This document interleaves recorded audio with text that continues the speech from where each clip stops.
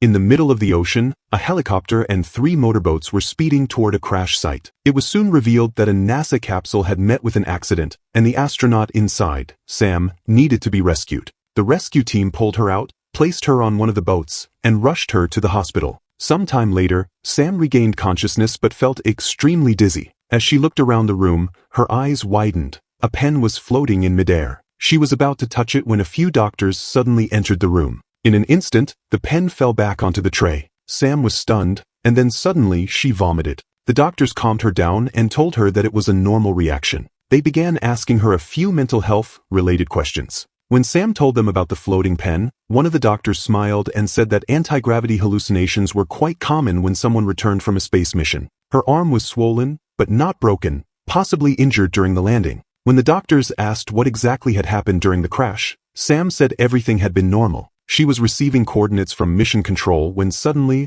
her spacecraft collided with something. After that, she remembered nothing, probably blacked out during the freefall. The doctors told her that the capsule's outer layer had been punctured by something, and even her helmet had cracked. They suspected it was likely some kind of meteorite debris. They had already started examining the strange particles found on her spacesuit. A little later, Sam's husband Mark and daughter Izzy came to see her, but due to quarantine protocols, they could only speak through a glass wall. Soon after, her father, William, arrived and informed her that even the Pentagon was now joining NASA in the investigation, because during her re-entry, they had detected some mysterious frequencies. The government had arranged a safe house for Sam so she could recover away from the media. A doctor came in and took Sam away for further tests. As she left, Sam reached out her hand toward her daughter and said softly, "See you soon." A few days later, a convoy brought Sam to a remote house. There, Dr. Michelle welcomed her and gave her a tour of the place. She explained that the land had originally been purchased in the 1950s for weapon testing,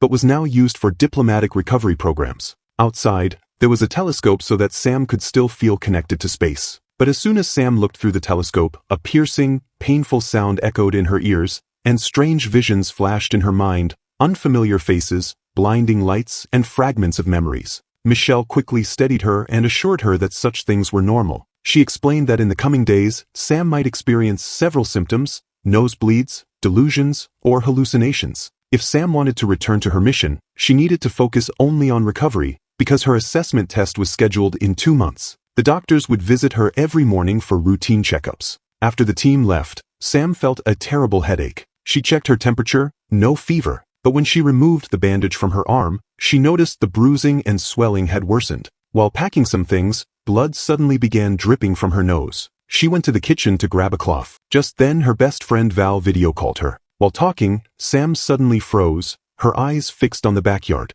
Val kept calling her name. Sam finally blinked and said she thought she saw something. When she went into another room, she saw movement among the shadows, something shifting. Val advised her to hide her symptoms from the doctors if she wanted to return to space soon. After the call ended, the lights began to flicker, and a strange, deafening sound filled the house. Sam went to investigate. The floor was wet with mud and rainwater, a chair was knocked over, and the back door stood open. She picked up the telescope and looked toward the forest. Something seemed to move in the darkness, but in a blink, it vanished. Sam grabbed a flashlight and walked into the woods. She threw a stone toward the spot where she had seen movement, unaware that the thing was now on the roof of her house. Suddenly, that same piercing shriek echoed in her ears, and violent visions flooded her mind. The next morning, Sam woke up and saw that her arm was no longer bandaged. The bruises had now spread all the way up her arm. While preparing breakfast, an egg suddenly began floating in the air. Startled, she poked it, but it didn't fall. Even when she let go, it continued to hover. Just then, the medical team arrived,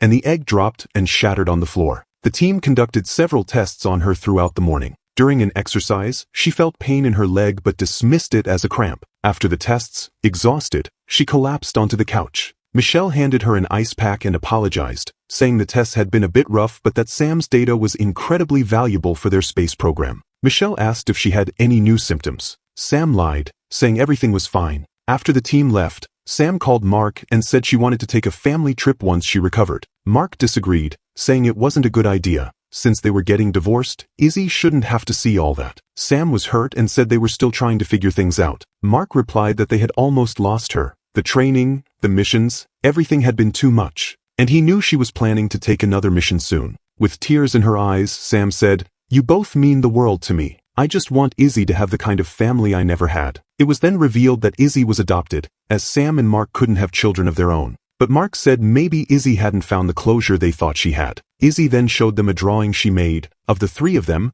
with strange space-like figures floating in the sky above. Later, Sam went for a walk in the woods. Suddenly, that same terrifying sound echoed in her ears again. Sharp visions began flashing through Sam's mind. The search team, smoke, lights, and glimpses of the crash. When the noise finally stopped, she looked down and noticed a cable hidden beneath the leaves. Following it, she found a fake rock with a light blinking inside it. When she picked it up, she discovered there was a hidden camera inside. Sam was shocked and followed another cable nearby. There too, she found another fake rock and another camera. On her way back, her foot got caught in a tree root, and she fell, hitting her head hard on the ground. When she regained consciousness, she found herself lying on her bed, blood matted in her hair. Just then, a man entered the room and said, "We found you outside, injured." Sam asked, "Who are you people?" It was then revealed to be William. He said, "When I came here and saw the house empty, I called in a search team. You should have been resting."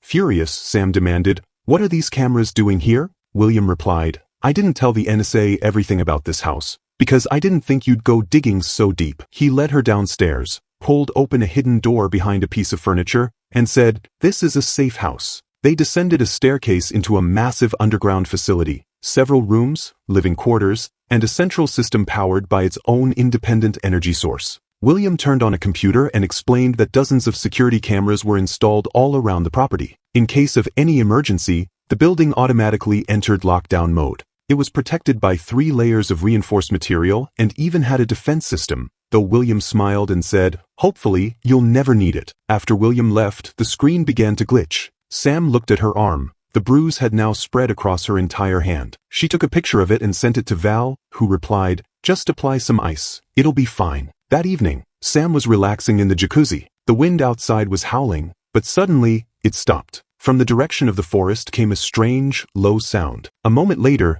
the wind began to blow again. Terrified, Sam ran inside the house and tried calling Mark, but the call went straight to voicemail. Then, the lights started flickering again. She grabbed her flashlight and stepped out onto the balcony, but saw nothing unusual. As she turned back inside, the power went out, plunging the house into darkness. And in the doorway she saw it, a mysterious, monstrous figure. It took her a moment to process what she was seeing, but when she blinked again, the shadow was gone. The lights came back, and Sam decided she needed to investigate for herself. With the flashlight in hand, she opened the door and shone the beam outside. Nothing. Terrified, she locked the door behind her and activated the alarm. As she moved toward the bedroom, the house's AI announced, "Breach detected. Lockdown initiated." Metal panels rose into place, every door and window sealed shut, trapping Sam inside. Panicked, she rushed to the power controls, sweating as she tried every switch, but nothing worked. None of the exit doors would open. Suddenly, one of the doorknobs began to vibrate.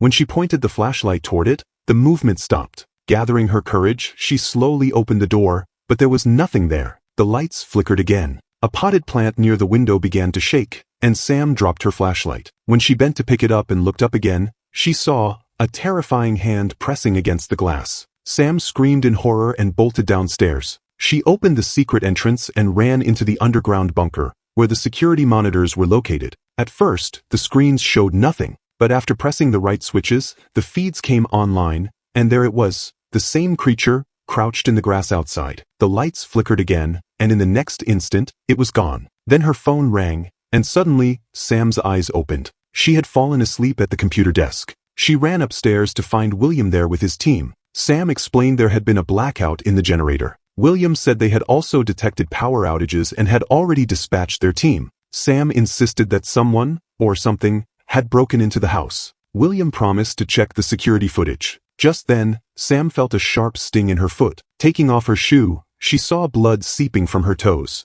In the bathroom, she removed her sock and washed the wound, but it had already spread up her foot. When she touched it, she screamed in pain as one of her toenails detached by itself. She quickly bandaged it, placed ice on the bruised arm, and tried to calm herself. Then the lights flickered once more. Sam dragged a table and pushed it against the back door to block it. Climbing the bunker stairs, a sudden, searing pain shot through her back, and she fell down the steps, crying out in agony. When she looked behind her, she saw a transparent, jelly-like substance stuck to her back. Her phone was shattered. Footsteps echoed above her. Sam stumbled into the computer room and turned the cameras on. At first, there was nothing on the screens, but when she initiated a scan, the system spoke. One additional life form detected. The monitor glitched, and the creature finally appeared on the feed. Hiding in the kitchen, Sam saw the monster's reflection in the oven's glass. Luckily, it didn't see her. When the creatures finally left, Sam dashed through the door, ran to the bathroom, and barricaded herself inside with furniture. The monsters began pounding on the door, trying to break in. Sam crawled into the shower stall and forced open a vent, escaping through the walls. She ran out into the forest, her entire body glowing faintly. She could hear the monsters' voices echoing in her head, but not those of her family. Out on the road, William arrived with an armed team and said, "We're dealing with something extremely intelligent." The search team was sent out. Soldiers began sweeping through the house while William went down into the bunker and saw the devastation left behind. Meanwhile, deep in the woods, Sam stumbled and fell. The creatures emerged before her. She begged for mercy. One of them lifted her chin and looked into her eyes. There was compassion in its gaze. It spoke in a strange, alien language, and Sam understood every word. The other creatures came closer. The first one said, "We've missed you so much." Sam, trembling, asked, "Who are you?" They replied, "We are your family." The creature pressed its forehead to hers, and suddenly her lost memories flooded back. The truth was finally revealed. Sam was not human. She was an alien.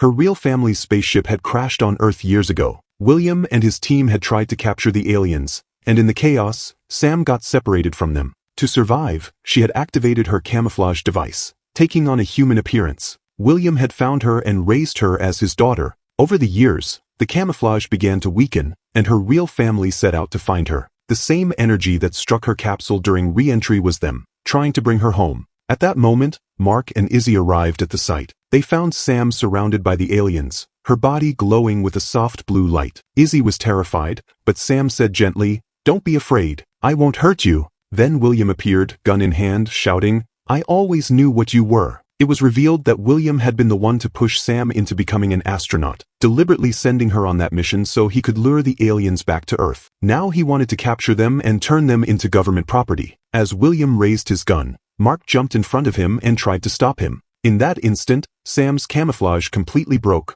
revealing her true, radiant alien form. A blinding light burst across the sky. The alien spaceship powered up, its engines roaring as it ascended, and in a flash, it disappeared into the heavens, leaving behind a trail of shimmering white light. The soldiers and scientists could only stand there, staring in awe. What was meant to happen had finally come to pass. If you like this video, please do subscribe to this channel.